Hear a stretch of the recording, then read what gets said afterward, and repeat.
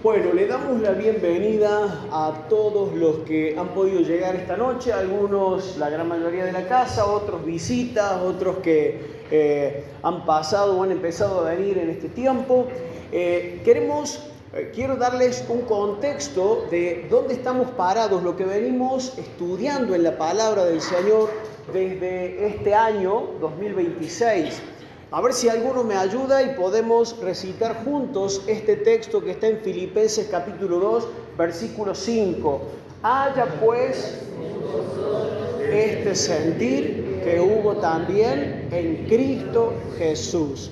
Y eso es lo que hemos tenido presente para marcarnos el norte como iglesia. Que cada uno de nosotros podamos examinar, tener presente el sentir de Cristo, la actitud de Cristo, la manera de pensar y de actuar de Cristo respecto a distintas situaciones de la vida. El domingo pasado hablábamos sobre el sentir de Cristo hacia la iglesia. Y yo creo que es conveniente que podamos darle algunas vueltas a esta rosca que tiene que ver con la vida de la iglesia, el poder entender la importancia que tiene para el Señor la vida de la iglesia, el cuerpo de Cristo, es decir, la comunidad de personas que hemos creído en el Señor y que estamos siguiendo sus pasos como discípulos del Señor, ¿no? Y quería usar esto como ilustración para comenzar. Vieron que hay juegos que tienen que ver con completar la frase. Uno dice un enunciado y después las personas pueden ir agregando distintas opciones a esa frase. Entonces, yo voy a hacer un enunciado y ustedes van a pensar en cómo terminarla a esa frase. Pero no lo vamos a decir, cada uno se lo va a guardar, ¿sí? Ya van a ver por qué. El enunciado dice así: yo no voy más a la iglesia porque en la iglesia... Ahí va de nuevo. Este es el enunciado. Vos, de acuerdo a lo que se te ocurra, o a lo que hayas vivido, o a lo que hayas visto en alguna otra persona, podés completar en tu mente esta frase. Yo no voy más a la iglesia porque en la iglesia... No me entiendo. Bueno, ahí surgió una. No había que decir nada, pero puede ser, ¿no?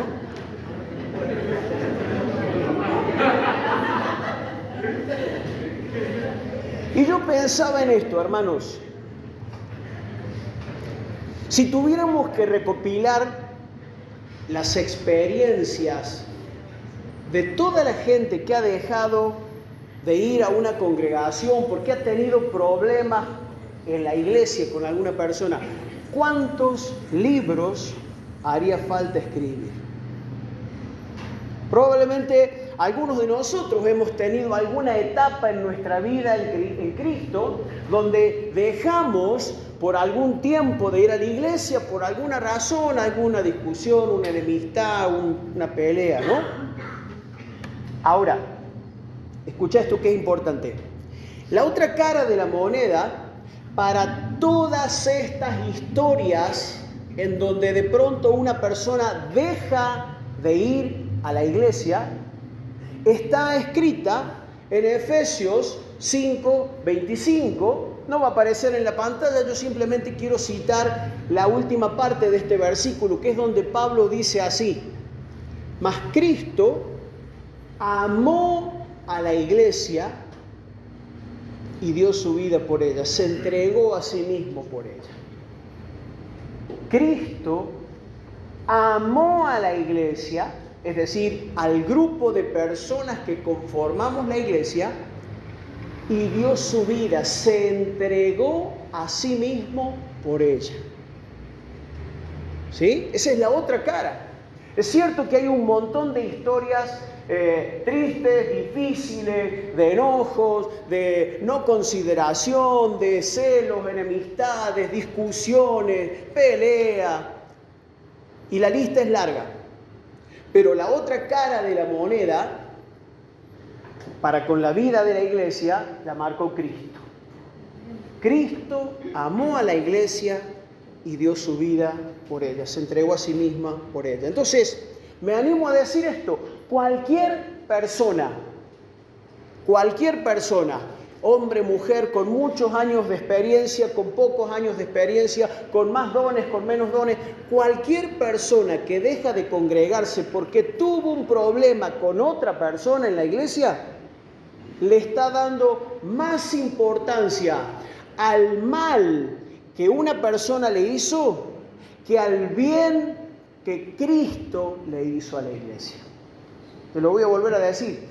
Cualquier persona que deja de congregarse porque tuvo un problema con otra, le está dando más mérito, más importancia al mal que recibió de alguien que al bien que recibió de Cristo, que al beneficio que Cristo hizo por nosotros. Murió por la iglesia, se entregó a sí mismo por ella. Y esto nos ayuda a ponernos en una posición donde podemos ver con claridad el sentir de Cristo hacia la iglesia, el amor de Cristo hacia los que formamos parte de este cuerpo de Cristo que es su iglesia amada. Y como decíamos el domingo pasado y como decíamos el miércoles también cuando repasábamos un poco todo esto, el Señor Jesús sabía perfectamente que las personas por las que estaba entregándose, las personas por las que estaba dando su vida, eran personas que habían fallado y que iban a seguir fallando. Por eso en la última cena, poquitos momentos, poquitas horas antes de ir a la cruz, Él le dijo: Pedro, vos me vas a negar 3 veces. Y cuando Pedro dijo: no, Señor, yo estoy dispuesto a ir con vos hasta la muerte. No, todos ustedes se van a escandalizar de mí. Todos ustedes me van a dejar. Es decir, que Jesús conocía el corazón, la actitud, conocía la mediocridad, conocía que no eran íntegros y que todavía tenían mucho por seguir creciendo, como nos pasa a cada uno de nosotros. Aún así, siendo pecadores, Cristo murió por nosotros. ¿Y por qué hablo de estas cosas? Porque es fundamental, hermanos, que si realmente vamos a dar pasos siguiendo al Señor, siendo discípulos del Señor Jesucristo, tenemos que vivir como Él vivió, ¿sí? Si somos discípulos de Él, tenemos que vivir como Él vivió, así dice la palabra. Tenemos que andar como Él anduvo. Entonces, no cabe para una persona que realmente ha decidido seguir a Cristo el apartarse o dejar la iglesia, dejar la congregación. Aun cuando haya problemas, aun cuando surjan discusiones, aun cuando haya situaciones que nos puedan dejar mal heridos. Y es grueso lo que estoy diciendo y sé de lo que estoy hablando, pero nada justifica que nosotros dejemos la congregación. ¿Por qué? Porque vuelvo a insistir, cuando alguien deja una congregación por un problema, le está dando más crédito al mal que una persona le hizo que a todo el bien que Cristo ha hecho por mí y por los demás hermanos. Así que yo espero que podamos enfocarnos en eso siempre. Hoy, que le puedas dar gracias ahora mismo. Señor, te entregaste por mí, no lo merecía. Señor, no tengo méritos, no hay nada de importante en mi vida y aún así quisiste morir en la cruz por mí. Señor, quiero tener eso siempre presente, que nada opaque, ninguna traición, ningún celo, ninguna pelea con alguien de la iglesia opaque lo que vos hiciste a mi favor. Amén. El Señor nos ayude a amar la iglesia como Él la ama. Y quiero que leamos algunos textos ahora que están en el libro de los Hechos. Vamos a leer párrafos del capítulo 11, 12, 13 y 14 que marcan la conducta de los discípulos o de los apóstoles respecto de la vida de la iglesia, del orden en la iglesia, porque eso es lo que nos ha quedado como ejemplo para que nosotros nos movamos en ese mismo orden, ¿sí? Jesús, antes de ascender al cielo, les dijo a los discípulos: toda potestad, toda autoridad me ha sido dada en los cielos y en la tierra, así que con esa autoridad yo los envío. ¿Cuál era la tarea de los discípulos? Predicar el evangelio a toda criatura y hacer discípulos en todas las naciones, enseñándoles que guardaran todas las cosas que Él les había enseñado, y tenían que bautizarlos también. Resulta que la iglesia en Jerusalén empezó a crecer y hubo miles de personas que se sumaron a la iglesia, pero los discípulos perdieron un poco de vista esto que les había dicho Jesús: vayan por todo el mundo. Claro, estaban atendiendo la iglesia en Jerusalén, pero se olvidaron de otros lugares. Así que Dios tuvo que permitir que ocurrieran algunas cosas controversiales como las persecuciones, para que algunos de ellos se fueran de la iglesia de Jerusalén, no enojados con los líderes, no porque no les gustaba la música ni el predicador de la iglesia de Jerusalén, sino porque tenían que salvar su vida, tenían que huir, porque literalmente a muchos de los cristianos los metían en la cárcel o los obligaban a negar su fe en Jesucristo. Cuento todo esto para que entendamos lo que vamos a leer ahora en el capítulo 11 de Hechos, versículos 19 en adelante.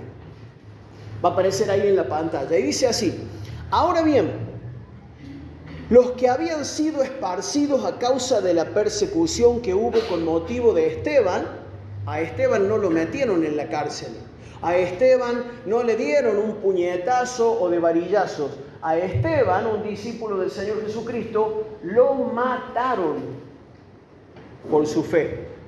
Y eso fue lo que desencadenó que muchos cristianos tuvieran que salir de Jerusalén para salvar sus vidas. Entonces, los que habían sido esparcidos a causa de la persecución que hubo con motivo de Esteban, pasaron hasta Fenicia, Chipre y Antioquía, no hablando a nadie la palabra, sino solo a los judíos.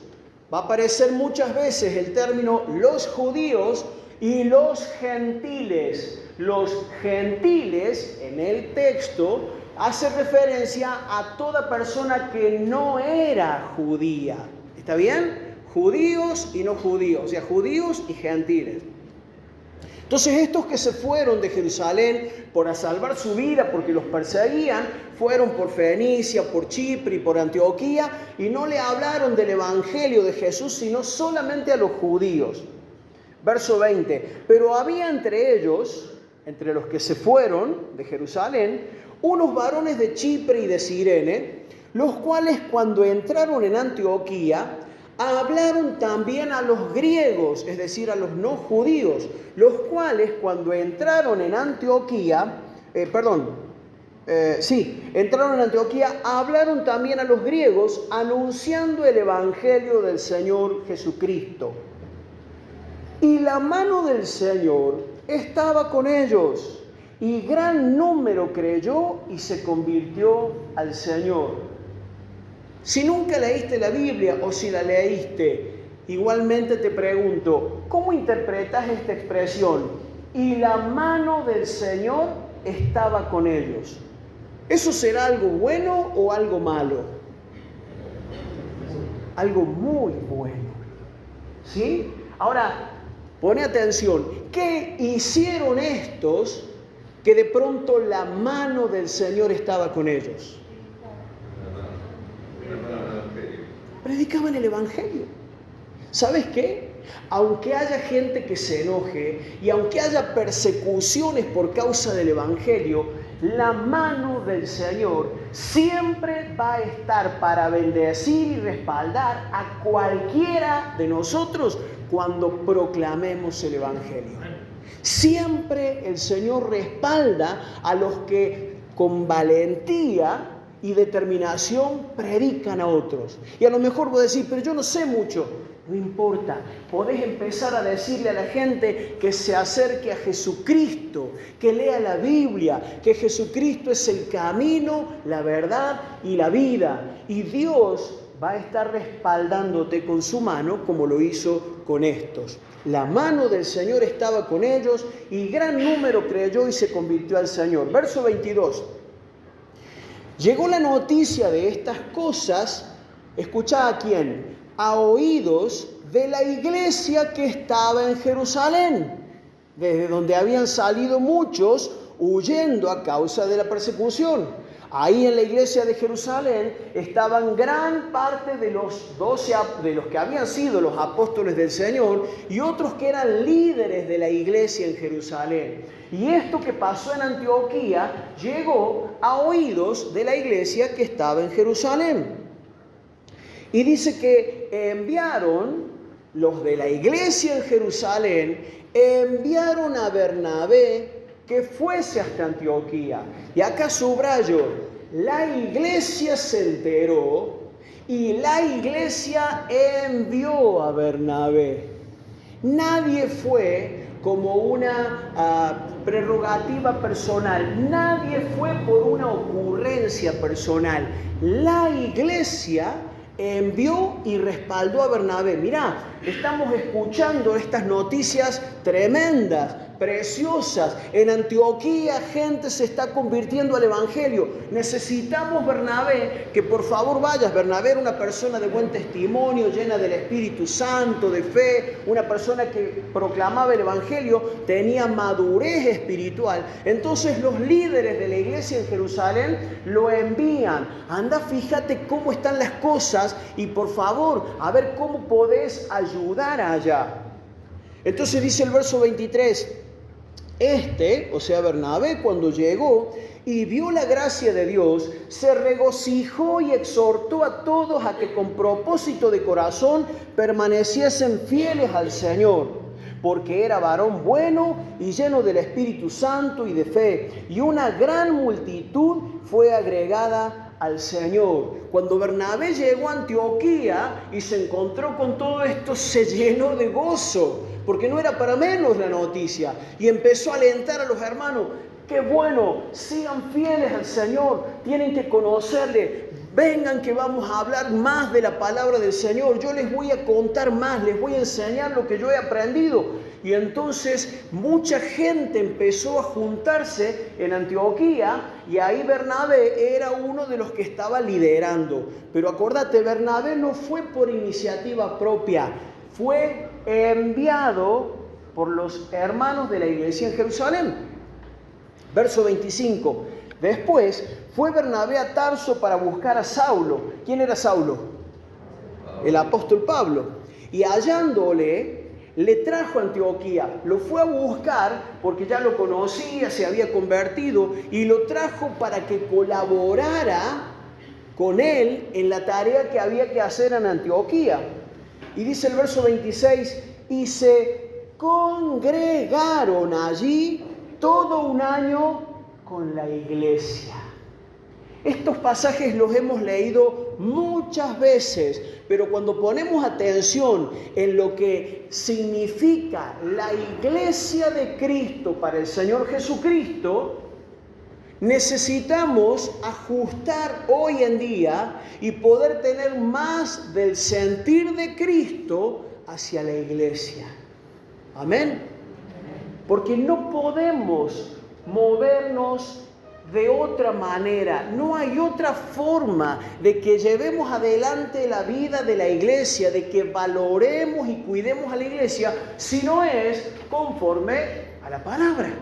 ¿Sí? Entonces Bernabé lo buscó a Pablo porque sabía que iba a ser de mucha ayuda, y vinieron y empezaron a trabajar en Antioquía y se congregaron. ¿Sabes qué significa eso? Que habitualmente había un día que para ellos era el día de reposo, el día sábado, donde se juntaban como nosotros hoy y compartían a veces la comida y compartían testimonios y alguien dirigía alguna canción y alguien compartía una palabra. Estaban congregados porque ellos ya entendían que qué bueno, qué agradable, qué útil, qué provechoso es cuando los hermanos estamos juntos en armonía, porque ahí envía Dios bendición y vida eterna. Ellos lo entendían. Por eso alentaban a la iglesia, a los hermanos, a que se congregaran. Y eso es lo que tenemos que hacer nosotros.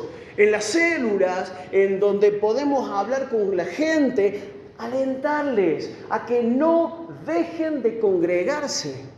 Porque es el ámbito donde el Señor nos habla, nos edifica, nos fortalece. Y yo te aliento con esta palabra. Procura ser fiel en estar congregándote cada vez que puedas. Por supuesto, alguna vez alguno tiene que viajar, alguna vez alguien recibe visita, o puede que la enfermedad le impida a alguno venir por algún tiempo, pero cuando puedas, vení. Mientras puedas, congregate. Mientras tengas posibilidad, entendé que es bueno, es útil, es agradable al Señor y entre nosotros estar juntos y en armonía. Ahí el Señor hace su obra. Ahí el Señor se manifiesta. Ahí el Señor nos enseña, nos alienta. ¿Qué significa esto que estoy diciendo? ¿Que en lo personal esto no ocurre? De ninguna manera. En lo personal también ocurre. Pero una cosa no quita la otra. ¿Se entiende? La importancia de buscar al Señor en lo personal, en nuestra casa, pero de congregarnos, como hacían ellos. Y se congregaron allí todo un año con la iglesia y enseñaron a mucha gente, y a los discípulos se les llamó cristianos por primera vez en Antioquía. Ahora pasamos al capítulo 13. Donde se nos cuenta un poco más de esta iglesia, capítulo 13, versículos 1 al 3. Fíjate lo que pasó en un momento en este grupo o en esta congregación local de Antioquía. Había entonces en la iglesia que estaba en Antioquía profetas y maestros. Estaban dentro de la congregación, no andaban sueltos como llaneros solitarios, ¿sí? En la iglesia que estaba en Antioquía había profetas y maestros. ¿Por qué digo esto? Porque por ahí hoy día, como en aquel entonces, es tan común que aparezcan personas que se digan cristianas y que tienen don de profecía, que tienen don de milagro o que vienen de parte de Dios, pero no responden a nadie. Se mueven de manera independiente. Se sostienen a sí mismos o dicen que están bajo algún ministerio de la autoridad que no los conoce nadie. Y esta palabra nos marca el concepto y la forma de trabajar de la iglesia en aquel primer tiempo. Había entonces en la iglesia que estaba en Antioquía profetas y maestros. Y nombra quiénes eran: Bernabé, Simón el que se llamaba Níger, Lucio de Cirene, Manaén el que se había criado junto con Herodes el tetrarca y Saulo, o sea Pablo. Fíjate, versículo 2, ministrando estos al Señor, es decir, que estaban juntos orando, alabando al Señor y ayunando, dijo el Espíritu Santo: apártenme a Bernabé y a Saulo para la obra a que los he llamado. Entonces, habiendo ayunado y orado, ¿quiénes? Estos líderes que estaban ministrando al Señor, habiendo ayunado y orado, les impusieron las manos y los despidieron. Acá hay algo que es fundamental para la vida de una familia de la fe que se mueve saludablemente. Esto para que lo entiendas. Qué bueno cuando llegue el tiempo donde los hijos ya tienen recursos, la madurez, la autonomía y empiezan a hacer su camino y de pronto se van de la casa, pero se van con la bendición de los padres, con la anuencia, con el respaldo de los padres, la ayuda de los padres. Se van, pero no porque pegan un portazo y enojados, no prometen no volver nunca más, ni no me llamé, no me busqué, me tenés harto. A veces pasa que la gente se va, un joven, un hijo se va de esa manera. Qué distinto es cuando nuestros hijos dan pasos porque llegó el tiempo y porque están preparados. Bueno, de alguna manera eso sirve para comparar. Acá la iglesia había estado orando, ayunando, los líderes ahí pidiéndole dirección al Señor. El Espíritu Santo mostró, Saulo y Bernabé los he destinado para que vayan a hacer un trabajo misionero. Y la iglesia, obedeciendo al Espíritu Santo, los envió. No hubo una ocurrencia unilateral, no hubo un antojo, yo me quiero ir a predicar a otro lado porque acá no me dejan predicar. O yo, el Señor me levanta para no sé qué, así que me voy a otro lado. Los enviaron. Y esto, vuelvo a decir, es importantísimo para que nosotros examinemos, porque van a llegar paracaidistas. Van a llegar personas, van a golpear tu puerta, te van a mandarte el mensaje, te van a llamar por teléfono diciendo que vení a congregarte conmigo, vení, ayúdame que yo voy a abrir una iglesia, voy a empezar una obra. Tenemos que aprender a evaluar estas cosas. ¿De dónde viene alguien? ¿Con el respaldo de quién? ¿Quién lo envía?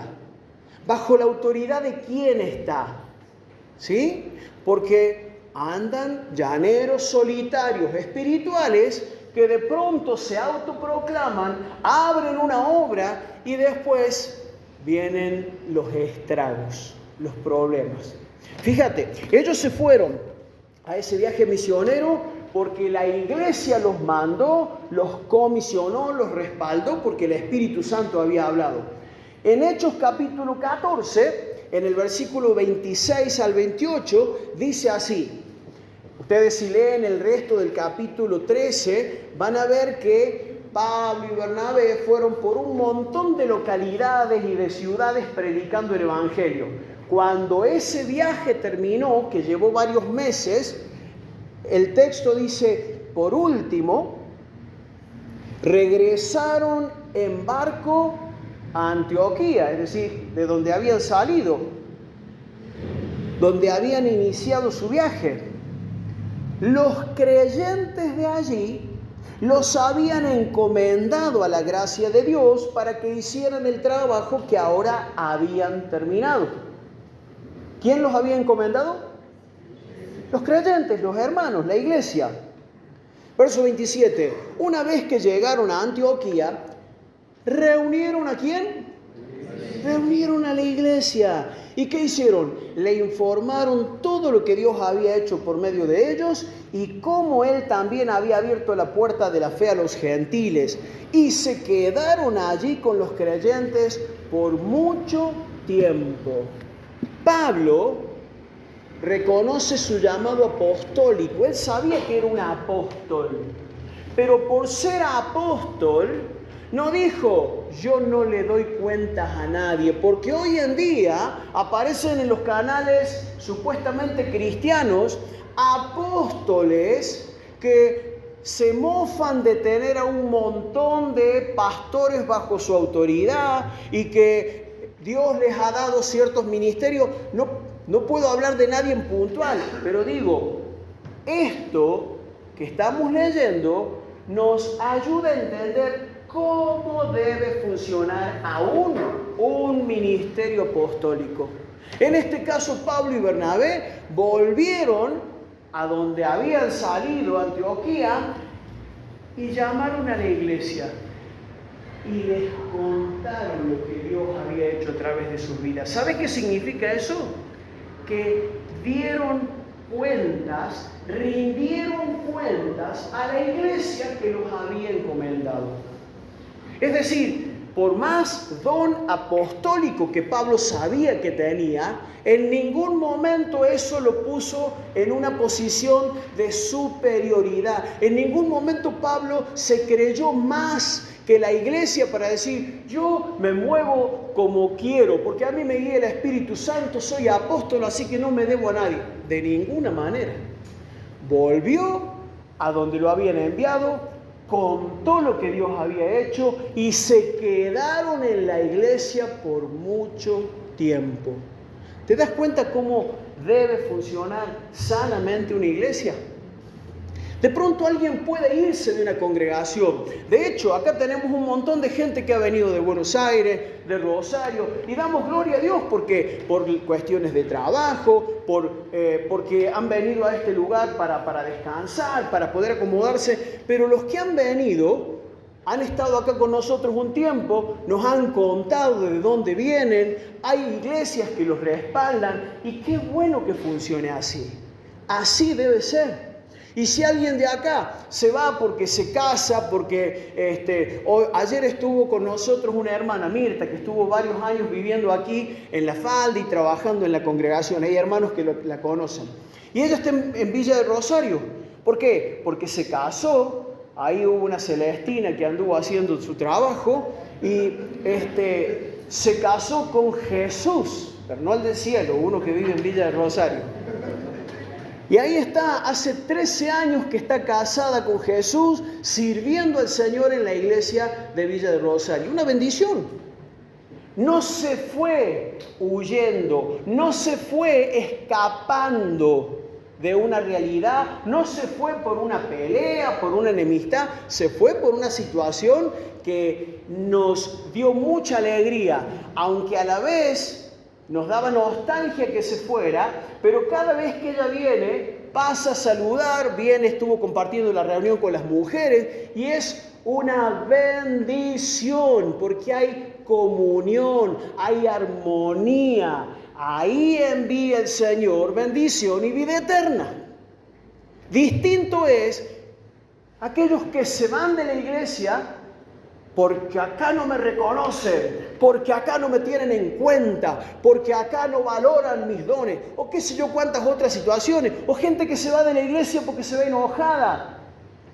Por eso te decía, cuando alguien se va de la iglesia enojado con otra persona, le está dando más importancia a lo que alguien hizo de malo en su contra que a todo lo bueno que Cristo hizo a su favor. Señor, ayúdanos a entender estas cosas, amén, a valorar la vida de la iglesia. Continúo, porque en medio de estos pasajes leímos cómo surgió la iglesia en Antioquía en el capítulo 11 y en el capítulo 13 y 14, cómo la iglesia de Antioquía envió a estos misioneros y cómo ellos volvieron y dieron cuentas. En el medio está en el capítulo 12, otra historia con la que quiero terminar, que tiene que ver con en este caso con el apóstol Pedro. Así que vamos a Hechos 12, desde el versículo 1 en adelante. Pone atención. Acordate que había mucha persecución hacia los cristianos, ¿no? Y dice, por ese tiempo, el rey Herodes Agripa comenzó a perseguir a algunos creyentes de la iglesia. ¿Sabe que esto puede suceder también, Mandó matar a espada al apóstol Santiago, hermano de Juan. Cuando Herodes vio cuánto esto le agradó al pueblo judío, es decir, que los judíos religiosos que estaban en contra de la fe de los cristianos, cuando los judíos vieron que Herodes, el gobernante, había matado a Jacobo, se alegraron. Fíjate qué cosa rara, ¿no? Supuestamente gente creyente en Dios que se alegra por la muerte de otros, ¿no? Una cosa totalmente incongruente. Pero cuando Herodes vio cuánto esto le agradó al pueblo judío, también arrestó a Pedro. Eso sucedió durante la celebración de la Pascua. Después lo metió en la cárcel y lo puso bajo vigilancia de 4 escuadrones de 4 soldados cada uno. 16 soldados para custodiar a Pedro, como si fuera un mercenario, como si fuera un terrorista, ¿sí? La versión en traducción actual dice así: Herodes planeaba acusar a Pedro delante del pueblo judío y ordenar que lo mataran, pero no quería hacerlo en esos días porque los judíos estaban celebrando la fiesta de los panes sin levadura. No quería armar alboroto en medio de la fiesta de la Pascua, entonces lo iba a mandar a matar después. Así que Pedro estaba en la cárcel, custodiado. Verso 5, pero mientras Pedro estaba en la cárcel, escuchaba con mucha atención, la iglesia oraba fervientemente por él. ¿Qué hacía la iglesia? ¿Cómo oraba? Fervientemente. ¿Sabes qué significa eso? Con continuidad, con permanencia, con fe, sin dejar pasar un solo día. Oraban fervientemente por él. Y dice el texto en el verso 6, la noche antes de ser sometido a juicio, Pedro dormía sujeto con 2 cadenas entre 2 soldados. Hay que dormir con cadenas y con soldados alrededor, ¿no? Pero este estaba quebrado de sueño, fíjate.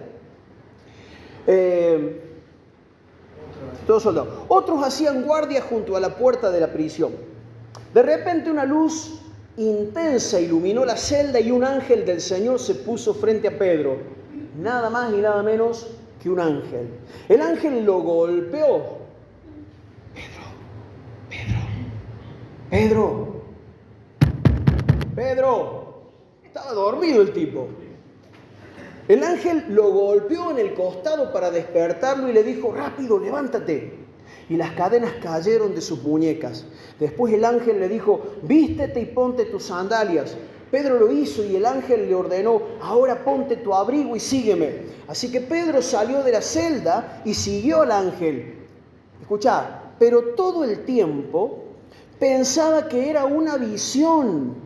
No se daba cuenta de que en verdad eso estaba sucediendo. Todavía estaba entre dormido, no sabía si era un sueño o era realidad.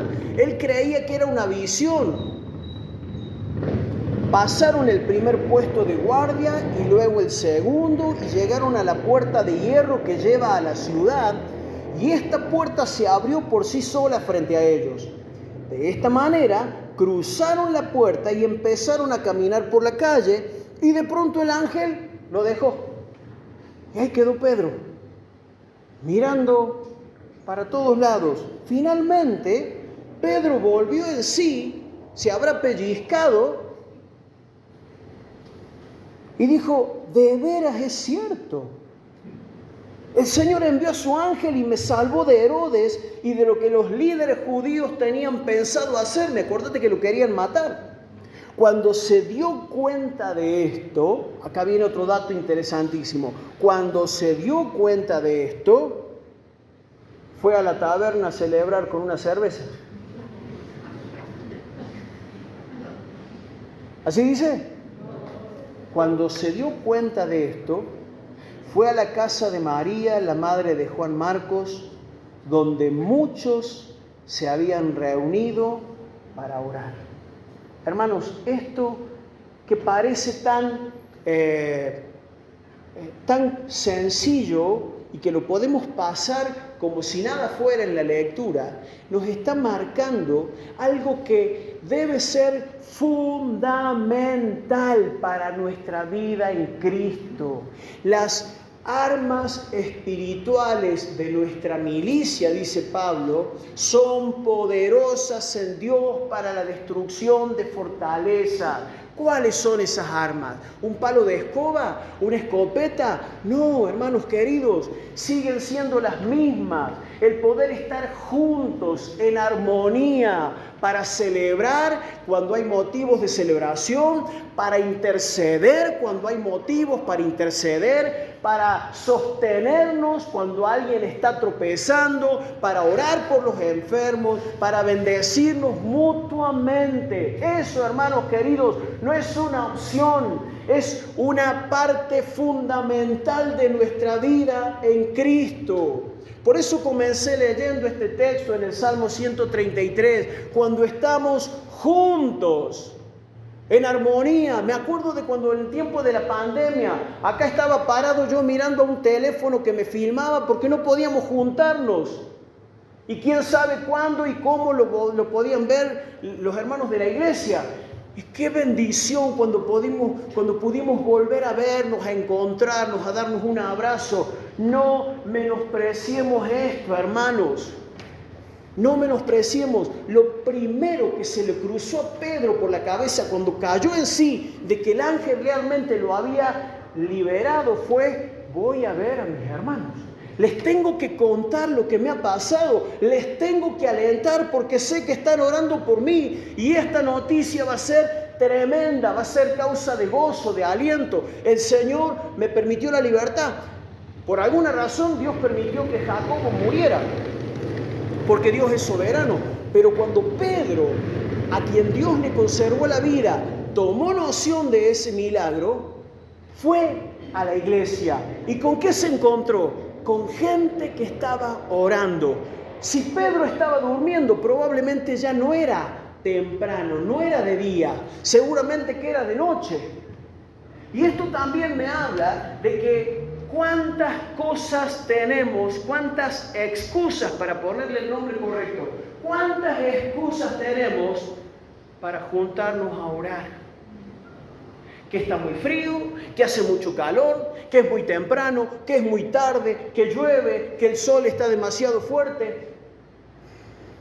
Hermanos queridos, necesitamos entender, si queremos tener el sentir de Cristo frente a la iglesia o hacia la iglesia es la que tiene que sostener el estandarte de la verdad. La iglesia es columna y baluarte de la verdad, dice la palabra. No podemos pretender darle un formato diferente al que Dios, a través de Cristo, le dio a la iglesia. Y la iglesia es la que se ha juntado a orar, es la que se ha juntado a interceder, es la que se ha juntado para compartir la cena del Señor, para compartir los alimentos, para ayudar al que necesita, para celebrar las victorias del Señor. Necesitamos que el Señor imparte este sentir en cada uno de nosotros. Podés decir: Señor, yo lo necesito. Bueno, parece que lo necesito yo solo. Señor, ayúdame, ayúdame. Hermanos queridos, esto es lo que va a ayudarnos a continuar como iglesia o lo que nos va a desviar. Parece mentira, pero la gente que ha tenido oportunidad de andar por otras naciones y otros continentes me ha dicho, he hablado con algunos de ellos, que hoy muchos templos que en otra época albergaron a montones de personas creyentes, hoy son museos. ¿Qué pasó ahí? ¿Qué pasó con la fe de esas personas? Es como si de pronto de acá a 5 o 10 años la gente viniera y quisiera entrar a una reunión y vea un cartel abajo que se dice: se alquila.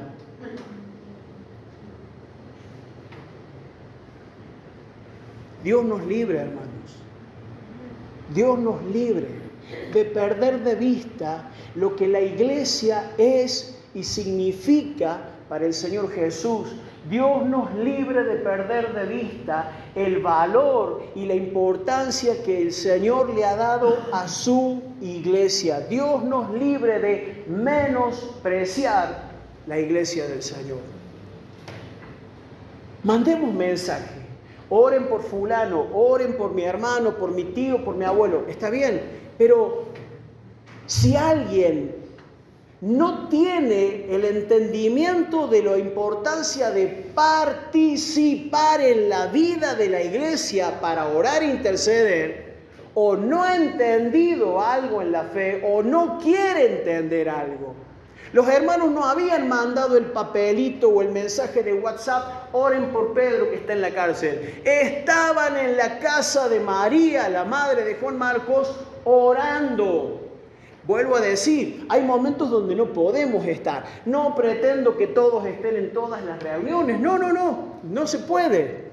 Pero, hermanos queridos, pidámosle al Señor que nos ayude a entender lo que esto significa para que podamos tener el sentir de Cristo hacia la iglesia. Y el domingo que viene vamos a estar hablando sobre el sentir de Cristo hacia la oración como herramienta espiritual, como arma espiritual, que tiene todo que ver con esto. Nos deja el pie justo para el domingo que viene. Entonces te animo a que vengas, a que te congregues y a que le pidas al Señor que nos ayude a crecer en este sentir de Cristo hacia la iglesia, hacia la oración, hacia el servicio, porque de eso se trata. El hecho de que la iglesia permanezca siendo lo que Cristo la diseñó, columna y baluarte de la verdad. La identidad de la iglesia tiene que marcar la identidad de Cristo. La iglesia es la que muestra quién es Cristo. La iglesia es la que da a conocer las virtudes de aquel que nos llamó de las tinieblas a su luz admirable.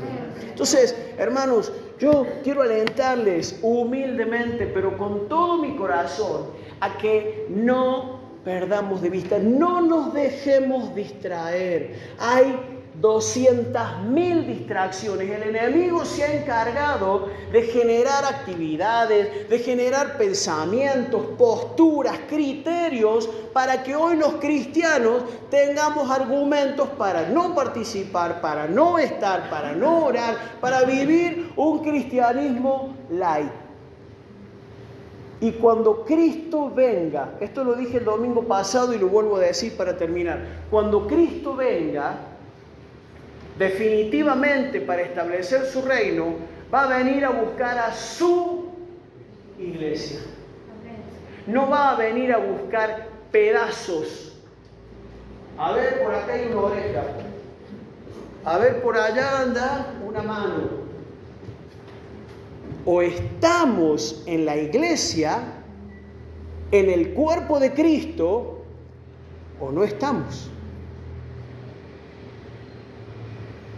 Dios nos ayude a amar a la iglesia, a cuidarla, a valorarla como Él la ama, la cuida y la valora. Y espero que de todo corazón puedas anhelar eso. Y con esto termino orando, ¿sí?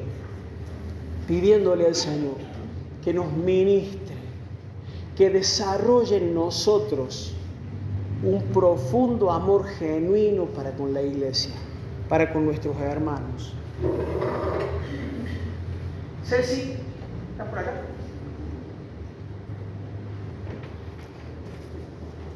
Quizás sea un buen momento para que, en lo personal, si llegaste a completar esa frase que yo di al principio, yo no voy a la iglesia porque en la iglesia, a lo mejor vos la completaste con alguna situación personal. Que hoy le puedas decir, Señor, lo que me pasó en la iglesia fue doloroso.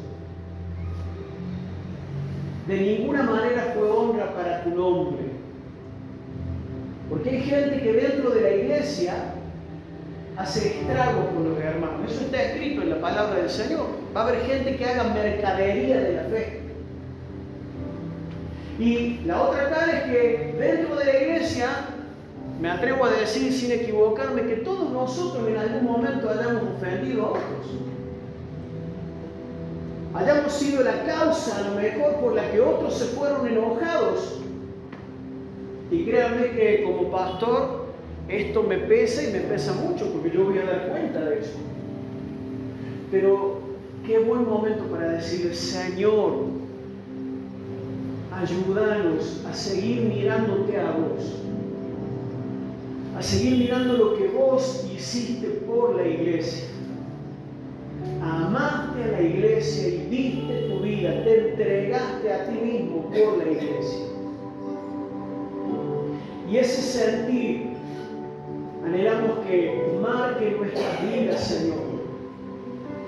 No sé si vamos a llegar a dar la vida físicamente por los hermanos, pero que podamos servirte con alegría, Señor. Que podamos tener paciencia con aquel que requiere paciencia, que podamos cuidar a esa ovejita recién nacida, Señor, que podamos trabajar junto a los hermanos para que la iglesia siga creciendo. Porque tu palabra dice que sos vos el que añadís cada día a la iglesia los que van siendo salvos. Que cuando lleguen los podamos contener, amar, enseñarles tu palabra, mostrarles el amor de Cristo. Bendito Señor, te pedimos perdón, porque muchas veces nos hemos dejado llevar por los malos testimonios o por las cosas groseras o que no tienen nada que ver con tu palabra, que otros han hecho a la iglesia, y de alguna manera hemos puesto nuestros ojos en eso y hemos tomado la misma actitud. Si el otro no va, yo tampoco voy. Si el otro no aporta, yo tampoco aporto. Si el otro no trabaja, yo tampoco trabajo. Ya estoy cansado, estoy harto de ser yo el que tengo que hacer siempre todas las cosas. Te pedimos perdón, Señor. Renova el gozo de tu Espíritu Santo, Señor. Renova el gozo de tu presencia. Que podamos estar dispuestos, Señor. Que podamos ver cuando hay gente que necesita ser cuidada, atendida, visitada, así como Bernabé, que fue a Antioquía y empezó a alentar a los hermanos y a exhortarlos en el amor de Cristo para que permanecieran fieles. Señor, levanta de entre nosotros obreros fieles, siervos y siervas fieles para cuidar y bendecir a la iglesia. En el nombre de Jesús oramos. Amén y amén. Y yo bendigo al Señor por todos los hermanos que nos precedieron, por todos los que laburaron para que nosotros hoy tengamos este lugar cómodo, por todos los que pusieron, por todos los que pusieron, por todos los que permanecieron para que hoy nosotros seamos iglesia del Señor en la falda. Bendito sea el nombre del Señor. Y Dios ha honrado la vida de los que fielmente hicieron su trabajo para que a nosotros nos llegue la antorcha encendida. Gloria al Señor por sus vidas, y que en la medida que pasan los años, las generaciones nuevas y venideras puedan estar y valorar también el trabajo que los que tuvimos la oportunidad de hacer algo hayamos hecho. Amén. Bendito sea el Señor. Vamos a terminar, no sé si hay una canción, vamos a terminar adorando al Señor con gozo y después bendiciéndonos, alentándonos con mucho amor y respeto en el Señor, ¿sí? Valorándonos como lo que somos, iglesia del Señor.